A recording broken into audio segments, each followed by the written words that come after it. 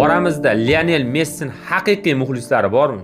Adekvat futbolni haqiqatda tushunadigan, shunchaki tupoylarcha muxlislik qilmaydigan. O'tgan safar video qilib chiqdim. Messini men futbolchi sifatida hurmat qilaman.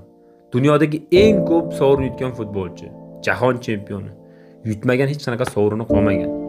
Shunchaki videoda nima dedim? Hindistonda qurilgan haykal Messiga o'xshamaydi dedim. Aybim shunchaki shu. Mana hindistonliklar o'zlari qilgan video. Finally আমরা দেখতে পেয়েছি Messi statue. এটা মেসি না ভাই, এটা ঋত্বিক রোশন। এটা কার স্ট্যাচু গো?